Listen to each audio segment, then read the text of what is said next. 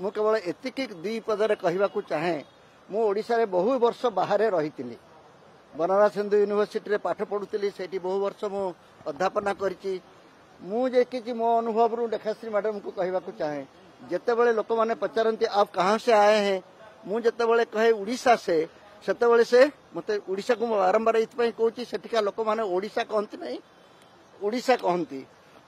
उड़ीसा कहाँ है बोली जिते मत पचारती मुझे उल्टा कहे जे बंगाल का नीचे है जिते भी जानी पारती नहीं मुझे जगन्नाथ पुरी को तो आप जानते ही होंगे तो सेते मत से परिचय पाई जानते अरे आप पुरी धाम से आए हैं लेखाश्री मैडम कहते संबित भाई वर्तमान आमको जनईदे मु तो 30-35 वर्ष तोर अनुभव कथा कहूँ मते समस्ते पुरी धाम रु आसी छात्र बोली सेते 1970 दशक जानी वर्तमान केमी 2010 रे 50 वर्ष पर